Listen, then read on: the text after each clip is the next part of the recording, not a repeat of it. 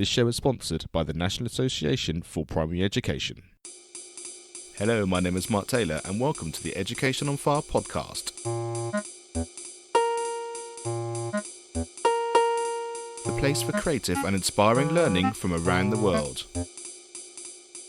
Listen to teachers, parents and mentors share how they are supporting children to live their best authentic life and are proving to be a guiding light to us all. Hi, Brenda, Mullard. Welcome to the Education on Fire podcast, and I'm so excited that we can have this conversation today because for those of you listening, Brenda and I have actually not only met in person but hung out downtown in Nashville, which I think was one of the most exciting things I've ever done away from the UK. Oh, that's awesome. Thanks for having me, Mark. I'm really happy to be here.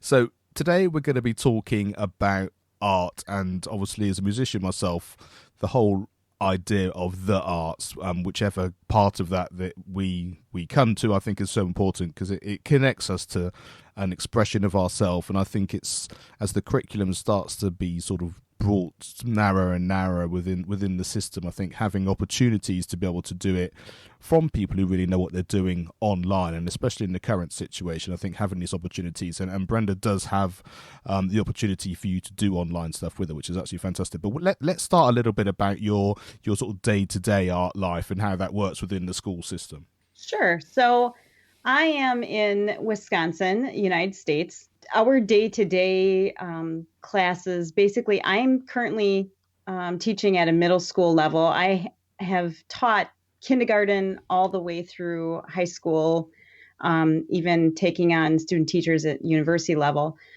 But our day-to-day structure of classes is basically we have the kids for about 53 minutes. At the middle school level, it's 53 minutes every day for about 9 weeks. Our elementary structure is about 60 minutes once a week. Kindergarten is a little different. It's 30 minutes twice a week, usually.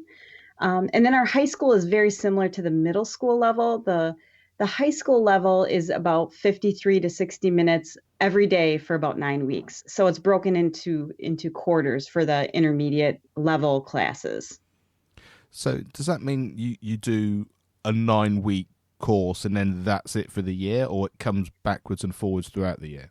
Well, it depends because kids have the ability to schedule their classes. So some kids who are really into art and who are planning on going into a creative career down the road, they can take more than one art class in a year. Some kids, depending on what their schedule looks like, some can fit it in, some can't fit it in. It just kind of depends on, for high school kids, it depends on what they want to do as far as what'll fit in their schedule and what their career goals are. For middle school, it's a little different. The year schedule is a little more structured, but they do have the ability to take art classes. Now it gets a little bit dicey because some kids want to take more than one art class, but the way the classes are structured, sometimes if they take another art class, if they take 2 classes in a year and they want to take an art class the next year, they are kind of repeating the same class that they took the year before. So it's more structured for our middle school class kids because they can take one art class in 7th grade and then one art class in 8th grade, and then 6th grade they're required to take it to take a 9-week class just to get a taste of it and to get the exposure and experience of it, and then they can choose if they want to take another visual art class in 7th and then another one in 8th grade. Right, yeah, because here in the UK you have art within the primary system. Then when you get to secondary school, so we're sort of talking age 11, 12 upwards there, you have 1, 2, 3 years, depending on how the school's structured it, before they get into sort of the GCSE examination stage, where there's art within the curriculum, and then you elect to go on and do and examine it after that. And I personally found, with my hand on my heart, I would say I'm a terrible artist, but I also know that I don't ever remember being engaged in art to the point where I thought I was actually being taught some of the actual basics in terms of some of the skills that are needed to be an artist. Does that make sense? Yes, absolutely. And so I certainly know from sort of a musical point of view, it's that kind of without understanding some of the real sort of fundamentals of perspective or drawing or using paints and that kind of thing. We sort of covered some of that, but it was some of the real nitty gritty of being able to get what I saw or what was in my head and actually to have the ability to put it down on paper if indeed that was the type of thing that we were doing. And I just think certainly in the way if you were doing maths and English, you'd start to learn about grammar, you start to learn how you build sentences, you start to learn how that then becomes part of a bigger project that you might be working on. Art never seemed to really have that for me, which I feel slightly sad about, because I think had we sort of had more time with it, I might actually then would have had the understanding and have been able to take that forward. I'm not saying I would have ever been a great artist, but I think without that, you start to get labelled into you either good at art and you can do it, or I'm not good at art. And I think it's not as straightforward as that. Yeah, I mean, I think that's the problem with a lot of adults. What happens is you're in elementary school and you think that you create whatever you want and it's awesome, no matter what it is, no matter what it looks like, no matter how it turns out, you're in love with it, basically, usually.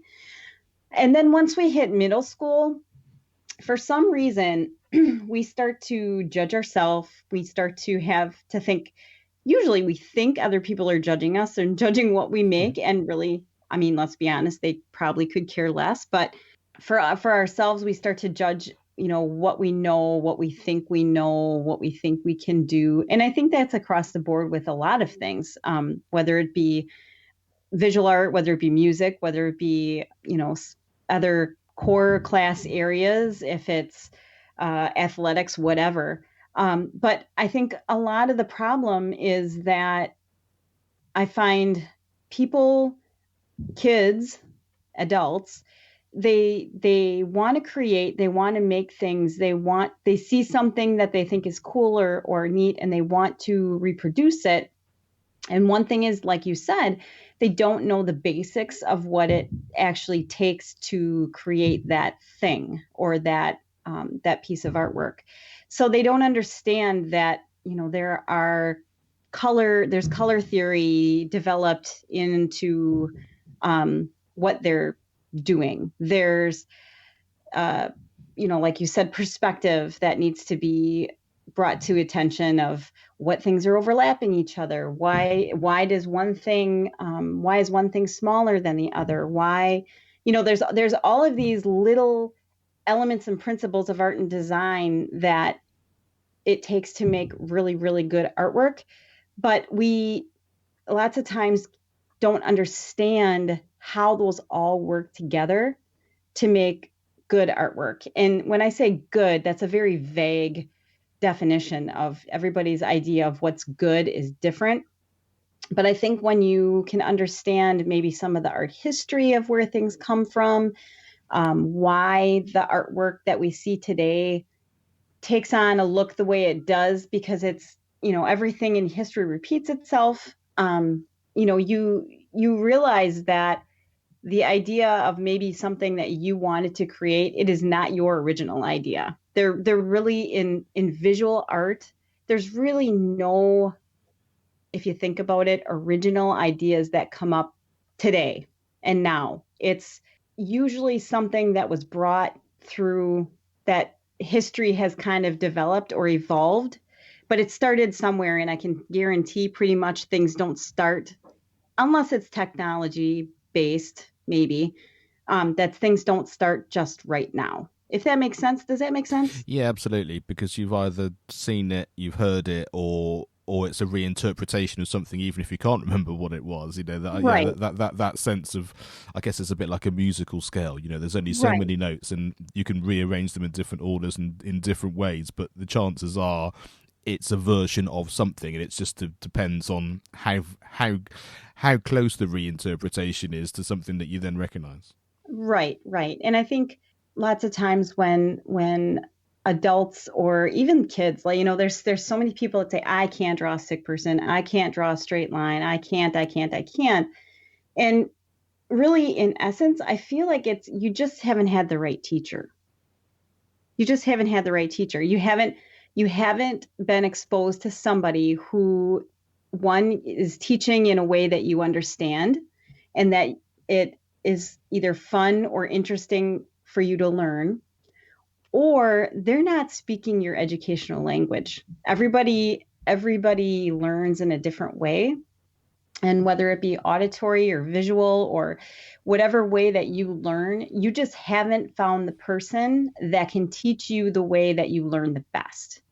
So I always feel like when people say I can't do art, I just always tell them, you just haven't found the right teacher yet. You haven't found the right person that can show you the best way for you to learn how to do what you want to do, or that you want to create. Yeah, I think that's absolutely right, and I think if you have a real affinity for it, maybe you find the way. And I always think this is the same so much in education. You don't quite get the expanse that you need often within school to say, I'd like to know how to do this. Because it comes the other way around. It's the school saying, you're now going to do this. and, Right. and so, like you say, if you get it, then fantastic. If you don't, or like you say, or it's being taught to you in a way which you don't necessarily understand, or it doesn't have the same affinity, then you kind of do the best you can in the situation you can. And I think, like you said before, you then have that kind of, I can do this subject, or no, I can't, or you struggle through to the point where it gets you to a point where you can either then drop it, or you get the grades that you need, but you're focusing on other things. And I think if we could just sort of change that slightly so that you can expand into it as much as you need to get something out of it, then that would be fantastic. But I guess we're talking about changing the whole way the system works, and we know that's no easy feat. No, no. And I think, if teachers are given the ability to teach the way that they can diversify the way that they're teaching their students, and each student has the ability to learn in their own way. I know that's a pretty big that's a pretty big think for classes, when you have classes of kids that are, 30 kids in a class, whatever.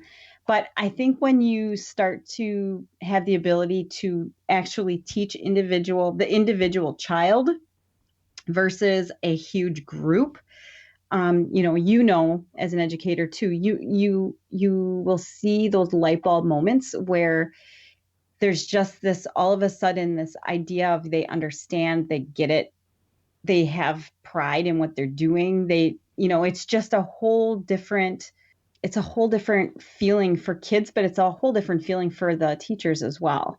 You feel like that they've got it, or that they've accomplished something that they didn't think that they could. And as an educator, that's huge. That's why we're here. Those are those moments of, okay, I am doing the right thing for the right people at the right time.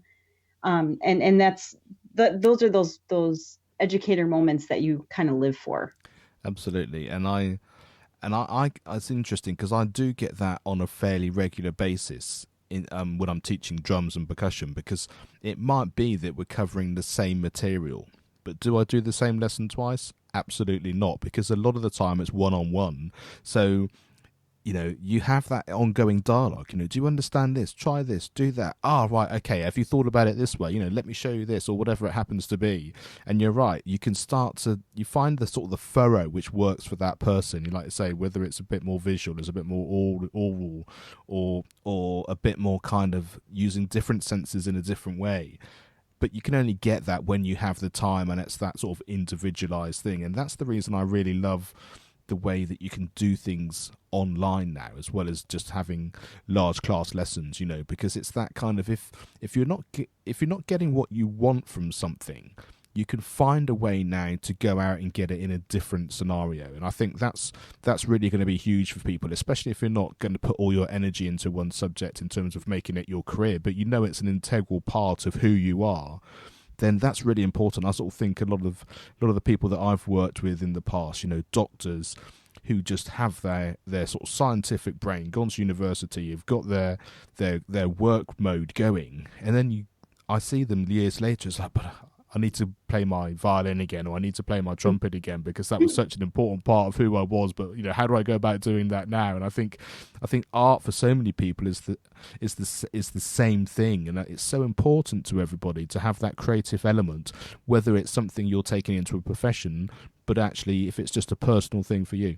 Right. I totally agree. I see the same thing with a lot of, actually, it's kind of funny because I have a lot of students who I may have had in, say, high school, and they are told in high school, you need to go and do this as a career. I have a young lady in my mind that she wanted to go into a creative career. She wanted to do graphic design, and her parents were just hell bent on she was going to be a surgeon. She was going to be a hand surgeon, and that's what she needed to do. That's what she would be good at.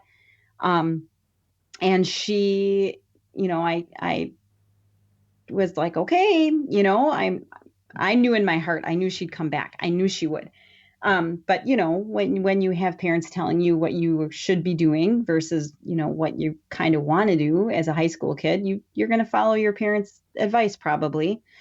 And so she started in school as a hand surgeon, and she got about a year and a half into it, and just, I don't want to say hated it, but it was not what she wanted to do. And lo and behold, she went back and changed her major and started graphic design and is doing amazing. And, I guess when it comes to professionals who have walked away from something that they loved at one time, I always tell my kids, if you are 40 years old and you are looking back thinking there's something missing, what am I not doing? What am I missing? What am I wanting to go back to do? And you go into your garage and you pick up some woodworking tools, or you pick up a paintbrush and start painting again, or you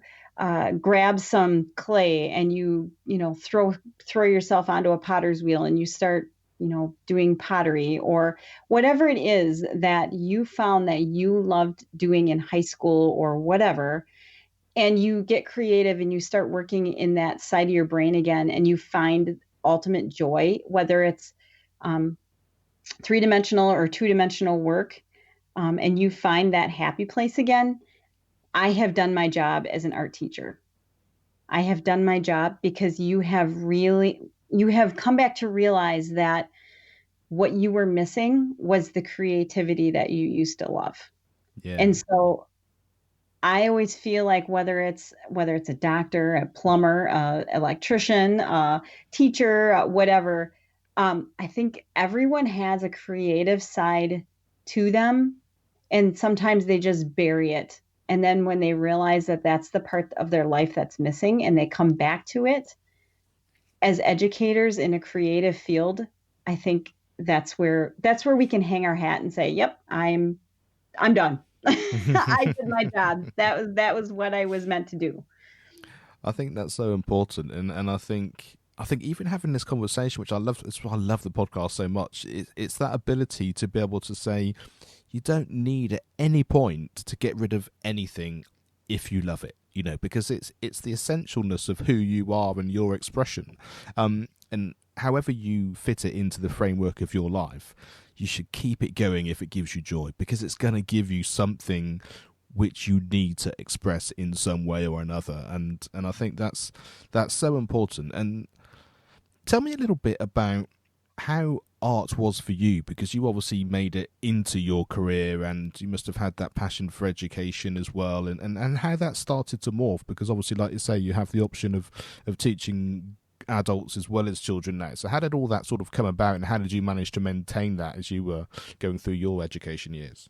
Sure. So I knew I knew in second grade that I was going to be an art teacher. Now I took some different turns and twists and things before I got there, but I came from a family where my dad was a special education teacher. He taught special education for 40 years before he retired in 1987, actually. Um, but I would be in his classroom all the time. I would help him correct papers. I would help him get things ready on his board at night because for a little while, we were in the same school. And so after school, I'd head over to his classroom before we'd go home and I'd help him prep for the next day and do all the stuff that teachers do. And so I've always had education behind me all the time. And I was very fortunate that both of my parents, I had wonderful, wonderful, supportive parents that just whatever I wanted to do, as long as it made me happy, they were behind me 110%. And so I never had to fight you're going to be a starving artist thought to anything. They never even brought that up. That even wasn't even a conversation in our house. But I knew that I loved working in the school setting. It's just where I felt comfortable. It's where I felt at home. And so when I graduated high school, I started out thinking I always loved art. When I was in high school, my senior year, I had a 7-hour day. And 6 of those hours I was in the art room. I literally built my schedule to be in the art room 6 hours. And I had one humanities class that I had to take. um, so my art teacher had actually built me a little corner studio in her room. I could come up there anytime I wanted. I kind of came and went as I pleased. It was kind of funny. My schedule in 1990 wasn't quite as intense as they are now, but that's kind of where the point that I knew that art was going to be part of my life. But the problem was I had not my parents, but I had a lot of outside influence saying, you should be a special ed teacher. Your dad was a special ed teacher. You're going to get a job really easy. There's just tons of openings. You'd be great. Your dad did it, and that's what you should do too. And so when I started college, I started with special ed, and I got into my second year with clinicals, and I was working. My first rotation was the at-risk group, my kids that are really behaviorally challenged, and I honestly I really liked that one. They were really a challenge, but once you crack that hard shell, you could kind of work your way into them, and you saw the person that they really were, not so much the toughness of the behavior issues, but more of the person they were. And so I really liked working with that group. But the next group I had was severe disabilities. And I really struggled. Working with that group. It didn't fit me. It didn't fit my style of teaching. It just didn't fit. And so I kind of did some soul searching throughout that whole experience. And I went back to my professor I went to the professor of the arts building at the time. He was in charge of all the art stuff. And I sat down and had a conversation with him, and he basically had changed my route. He sat down with me and just, laid out everything that there was. I had already had a bunch of education classes, so I didn't have to do a lot of the education part of it, but I had to go back into the art part of it, which I had no problem with. And so that kind of brought me back onto my path of art education. I always knew education, and it was part of who I was. It still is today. I can't imagine not teaching. I love teaching, whether it's online or in person or to kids, adults, whatever. I love the teaching part of it. it took me that roundabout way of um, figuring out that, coming back to that passion. People telling you what you should do and listening to what you should do versus what in your heart you should do. um, it brought me back to the path of where I should have been, and I never looked back since. I really identify with that. My parents were incredibly supportive about, do what you love. Life is too short to kind of do what you think or anyone thinks is the right thing. If you're happy, then go for it. And I really understand it's tricky for people because, the struggling artist thing is a big thing for so many people, isn't it? Because we know many people who are artists who are struggling, finding a regular income and all of those things. But that's what I love about talking about these things, because the whole thing about being creative and inspiring is that there are different ways to find a way around that. We're still human. We're still living in this modern Western world, or in terms of what we're talking about at the moment. And that means that you have to pay the rent or the mortgage or your groceries or whatever it happens to be, and it's a combination of all those things. We talk about having a portfolio career. I sort of have my professional playing career, I have my teaching, I have the podcast. A mixture of all of these things, and every time I'm not quite sure how that's going to morph, it always goes back to that passion, and not just about I'm a musician or I'm an artist or whatever that is. It's about what area of that. There's certain parts of performing which I love with certain people, other bits not so much. Certain parts of teaching in certain environments which I love, not so much in others. And so it's not so black and white. There's that whole area of the grey, and even that you need to find where your passion lies and where your stomach and where your gut is telling you where to head. Right. Agreed. Yeah. I always think it's so interesting when people kind of veer, just like my student I talked about earlier, they veer from the path that really is what you should be doing. It's what your heart tells you should be doing. It's um, where you need to be, and you end up veering back to that path. And I think in today's world, gosh, with the internet and all of the different social media areas, I think as an artist, no matter if it's musical, visual, dance, whatever, theatrical, there are so many opportunities now that when I was, just graduating high school, or even in my early years of college, when I mean, this makes me sound really old, but when the internet first kind of started becoming a thing, there are so many opportunities that you can put yourself out there. If we think of all the musicians that are found on YouTube, and become, famous, or, whatever.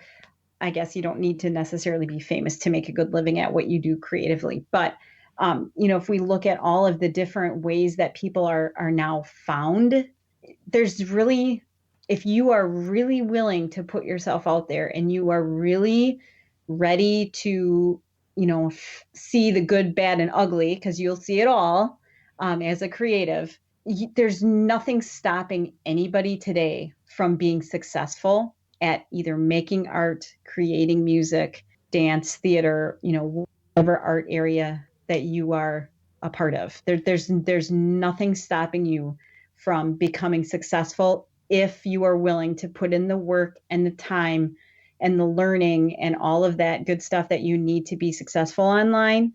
There's nothing stopping you from being successful other than yourself.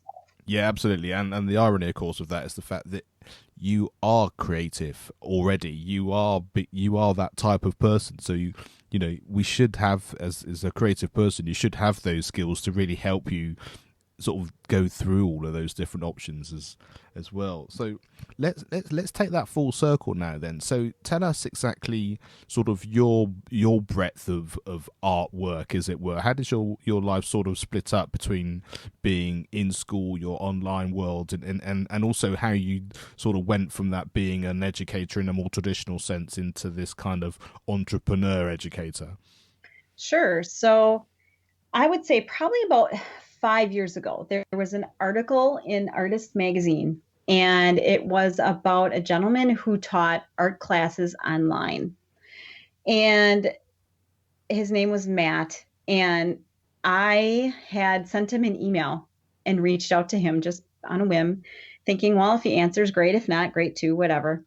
Um, and just, I read this article and thought, man, he's just teaching in a different setting. He's still teaching, he's just doing it on camera in his home, in a little studio area that he had set up. If he can do that, what's stopping me from doing that? And as much as I love um, teaching in person and at school and all that kind of stuff, um, the part I was in a different district at that time, and the part of the school politics and the strict rules and the constantly needing to prove my worth in my district to keep my job was very stressful. And it got me thinking of, okay, how can I do that? How he's got what I want. How can I do that? And so I emailed him and just said, hey, my name is Brenda, and I'm really interested in what you do and how you got started. Can I ask you a few questions? And he was very open. He let me call him and I talked to him in person. And, he just said, this is what I did to get started. This is how I, did whatever. And sent me a picture of his studio, of how he had his camera set up and how he had some lights set up. And it wasn't anything crazy extravagant. It wasn't anything crazy expensive. And he basically just said, this is how you get started. And so I started working on some of the things that I did at school. I kind of carried over into what I was doing online. Now, I started first off trying to help art teachers with art lesson plans and all that kind of stuff, the teacher side of it. And again, when we come back to talking about joy, I love helping our teachers. I am more than an open book for a lot of teachers to help them get started, but it just was not, it wasn't fun. It wasn't bringing me joy. It wasn't fun. It wasn't something that I really looked forward to doing. So I, about a year and a half ago, decided to change over to teaching classes online, because that's what I've always done, is teach in person and teach people how to create art. And so I came back to that, and about a year and a half ago decided, okay, so I'm going to start working with adults. So in the Visual Art Academy, I started putting different courses up for adults to take painting and art making workshops. And that was fun. That was really, it's fun to see them get excited about making and creating. And that led into the Bring Your Own Brush Club for adults. So I have a group of people that each week we work on a project. We do a um, painting workshop, and sometimes it carries over to different, from week to week. But then, you know, teaching with kids is really where my heart kind of lies. And so with this whole year has just been a crazy year, and it's made me see even more importantly how being able to teach online um, helps kids and families. So after, with everything with COVID, I had to teach online. Our schools got shut down. Our curriculum within 2 days went from in the live classroom to online. And I kind of felt like I had a leg up because I was already doing some things online.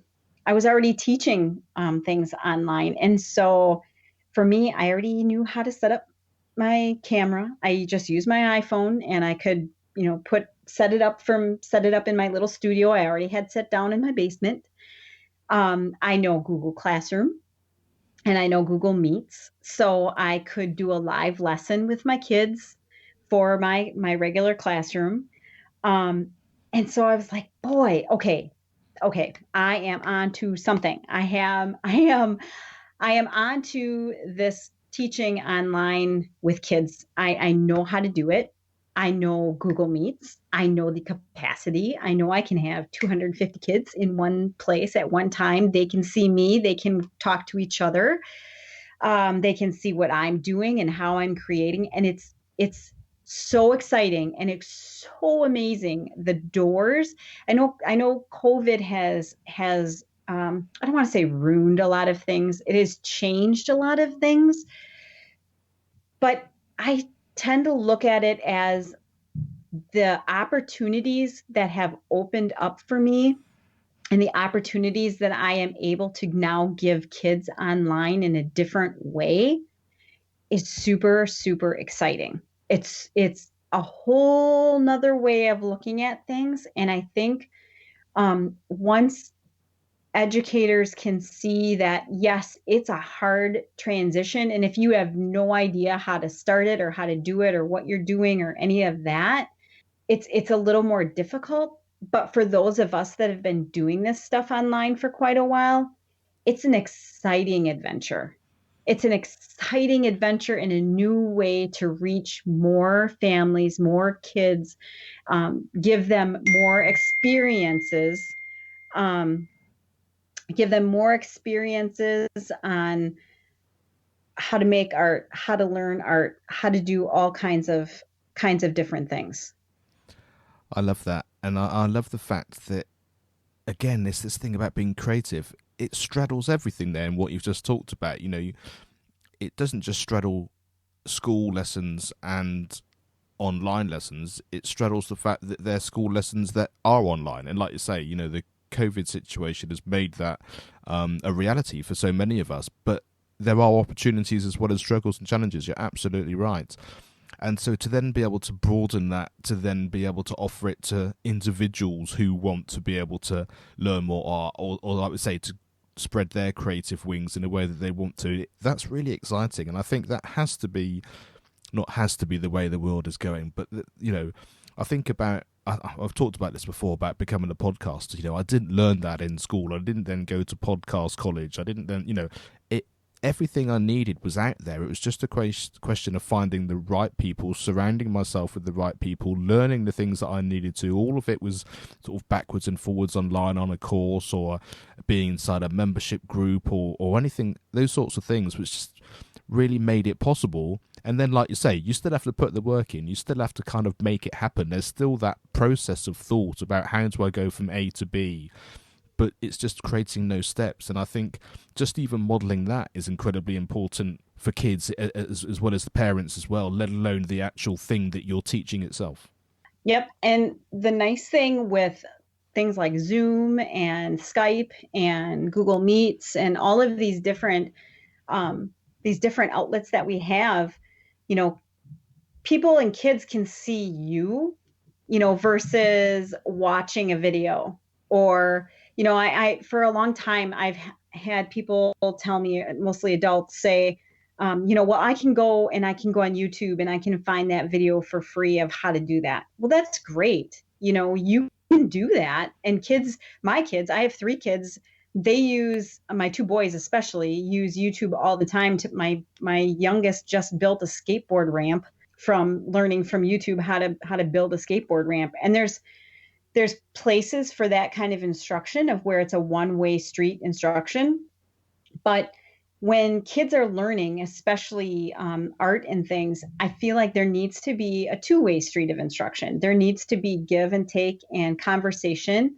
And I think because everything that's happened, we're so isolated right now, with lockdowns and things, that kids can do their Snapchat and they can do their, FaceTime, and they can do whatever method they do to talk to their friends. But it's not the same as being in a full class with kids. And I even know, as an adult, some of the groups I belong to, where we do Zoom meetings, and you get to see each other and talk to each other and that kind of thing.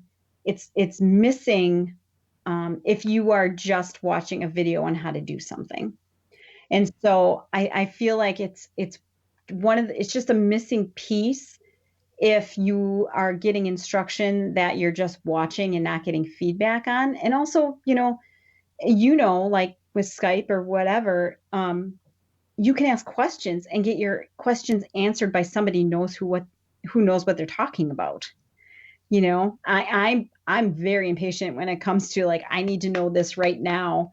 And for me to take a class or to watch a video on how to do something and not understand right away and be like, what am I not getting here? What am I missing? And not being able to ask the questions that I need to ask to find out what I need to find out right away, that drives me crazy. So I think, with what we're in right now and what we're doing right now, having the ability to do live classes, that's part of my junior art academy is to have live classes where we're together for an hour and we're all working together almost just like in a regular classroom.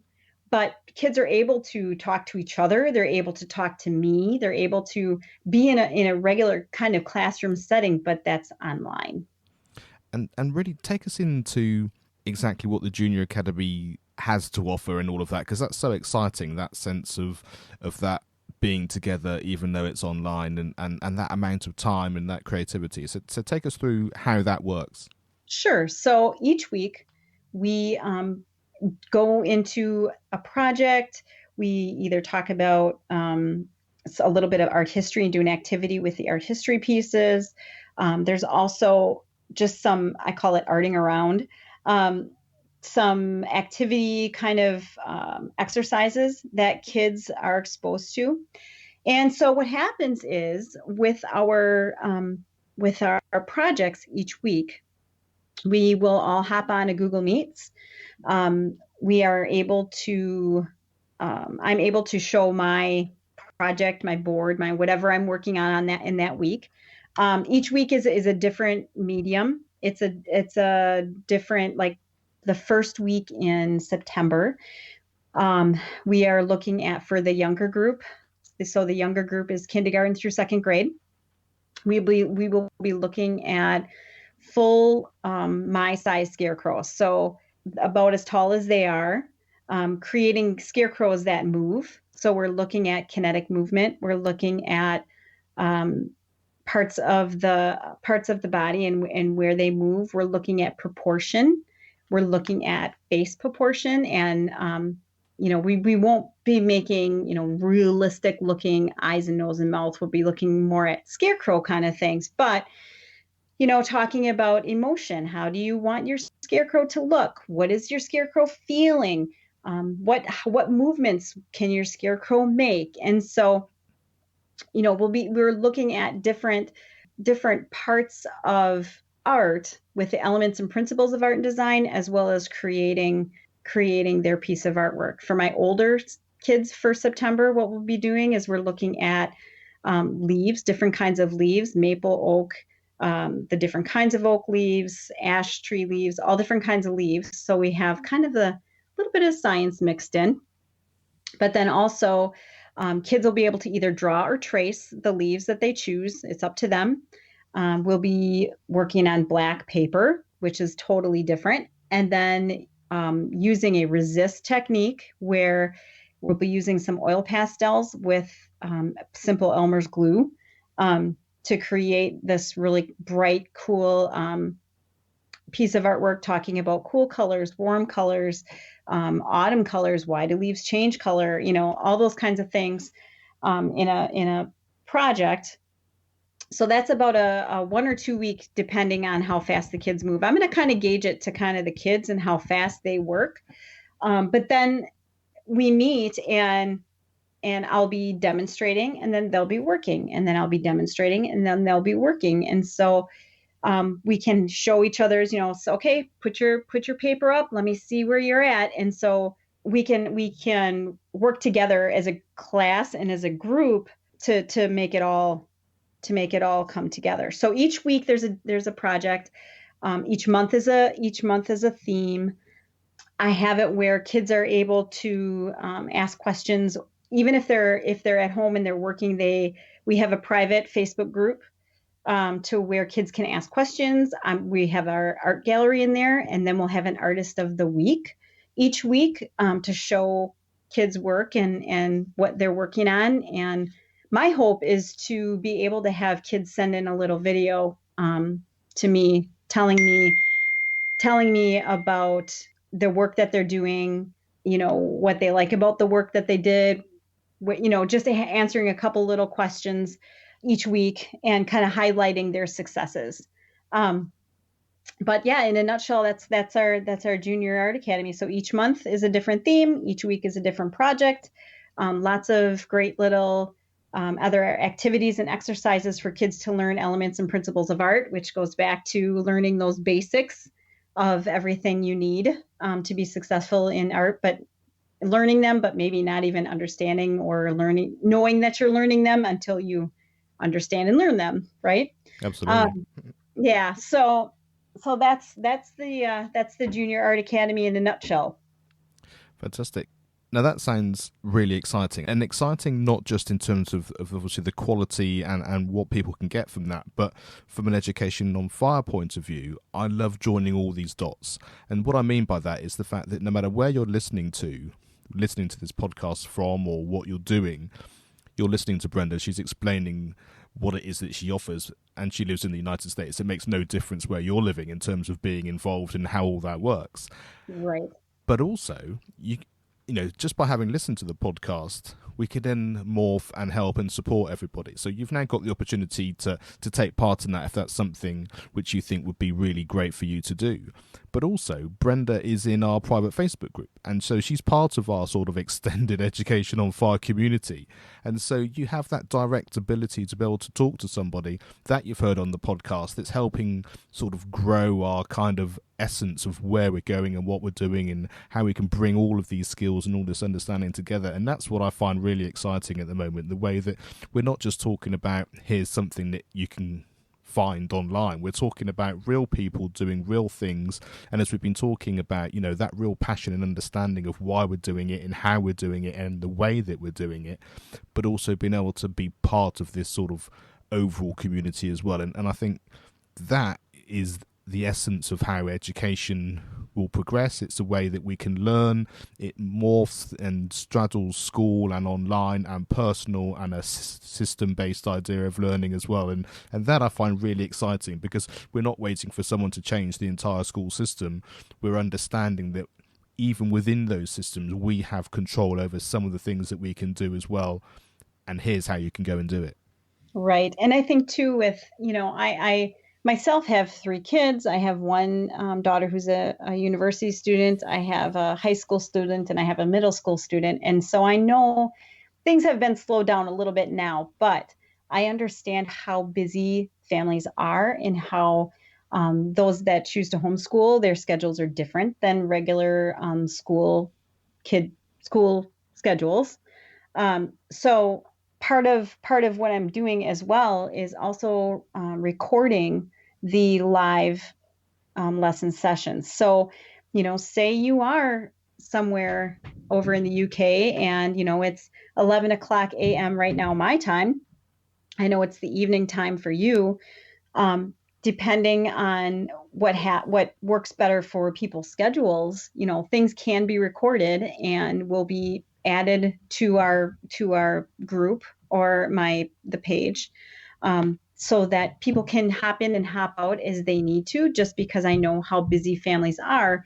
But then having that private Facebook group, which is a safe place to be able to ask questions and carry on conversations with each other there too, that's important as well. Just knowing that people have lots of things going on at all times. And so being as accommodating as humanly possible is important to me as well. Yeah, I completely agree. Let's take a moment here for you to tell people where they can go and register and find out more about that, just so that they've got that, just before we then carry on and finish off with some great advice that you can leave us with. Sure. So our Facebook group is the Junior Art Academy. You can hop on there to the Facebook page. Actually, we will be creating a private Facebook group You can also find more information at thevisualartacademy.com, where we will be putting up more information on how to join the Junior Art Academy there. The visualartacademy.com is just overall umbrella for creative lessons for adults and kids, but there is a separate kids section. So you'll be able to get to go there as well. Or if you also, there's a Facebook page for the Visual Art Academy. If you have questions or have anything that you are looking to find out more about, you can go there as well. Fantastic. And we'll have links to all of those things on the show notes of this podcast. So if you go to educationonfire.com and in the search bar just write Brenda Mullard, then that'll come up as well. So we'll make it as easy as possible for you to find everything you want, depending on what it is that you're looking for, the junior side, the adult side, and all of those things together. So we've talked about some really insightful things, I think, today in terms of careers and following your passion and how joy fits in and how that works within the traditional sense of education and all of those kind of things. But what was the best advice that you've been given, and can you remember who gave it to you? Yes. So the best advice that I was given was by that college professor at UW Oshkosh here in Wisconsin. His name was David Hodge. He was the professor that I went to when I was looking at changing back to art education for my major. And his advice to me was, Brenda, art has you, you don't have it. And he basically told me that no matter where you go, no matter what you do, you can run, but you can't hide. Art will find you. If it's in you, it will find you. And you will come back to it eventually one way or another.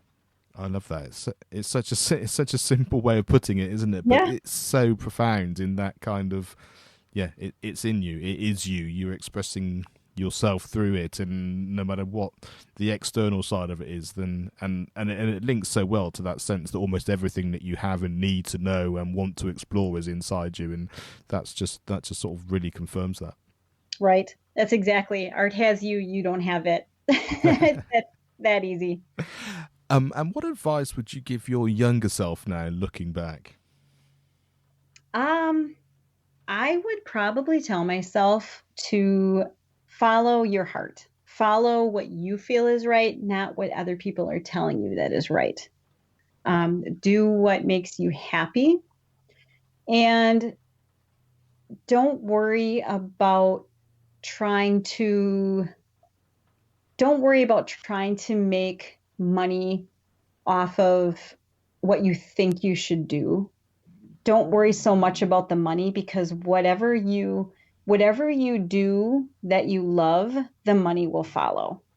So, just to wrap up, is there a resource that's had a really big impact on your life, whether it's a podcast, a book, a video, film, song, anything, but something which had an impact and a reason why you think that was the case? I don't know if I can nail down a direct resource, but I think one of the things that has really helped me, especially with my Junior Art Academy things, is the ability to get into groups, Facebook groups that are directly related to what I'm doing, either professionally or for groups of people. So I've been able to meet some amazing people like yourself through different groups I've belonged to. Um, you know, we met online through a group that we had belonged to, and that was a professional group.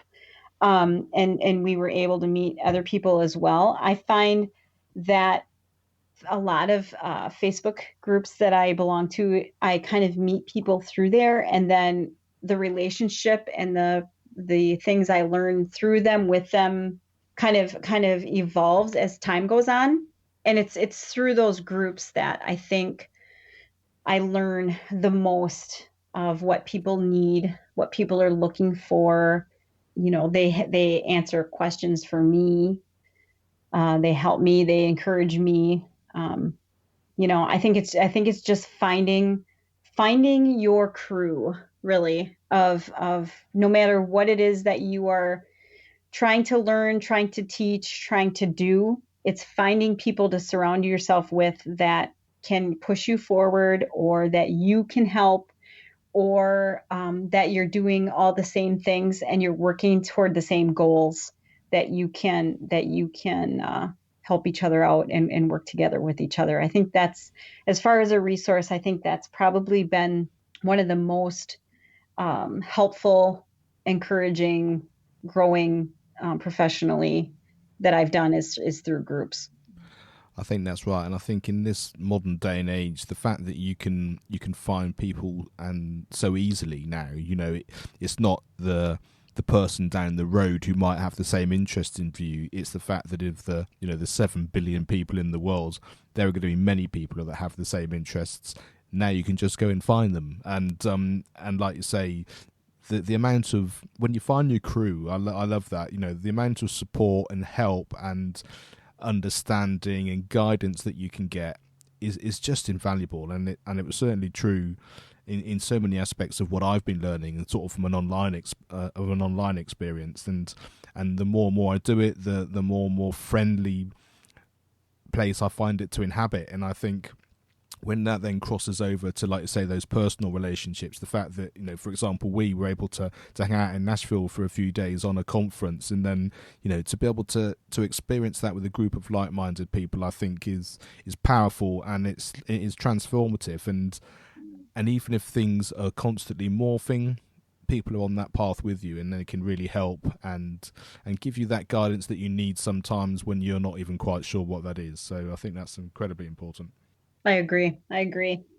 Brenda, thank you so much for spending this time with us. It's exciting for me, from a personal point of view, to sort of see how these things have morphed for you, and some of the great stuff that I know that I've witnessed that you've been doing online as well, and for being part of our Education on Fire Facebook group. And I'm looking forward to how that's going to grow as we start to develop some of our plans of getting even more resources for children to help children, in no matter what their circumstances, to start to have a real understanding of these kind of conversations, these kind of sort of life skills in the broadest sense, that people can start to really take to heart. And just leave us with, again, the website again, so that people can go and check out all the wonderful stuff that you're doing, and then we can say goodbye.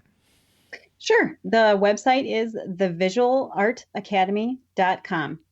Fantastic. Thank you so much, and I look forward to chatting again very soon. Thanks so much for having me. Thank you for the amazing podcast you've got going here. It's great, and I'm just very honored to be a part of it. I'd like to thank the National Association for Primary Education for their continued support and sponsorship of this show. NAPE are currently supporting teachers by producing fortnightly videos which cover themes like art, school trips, and literacy.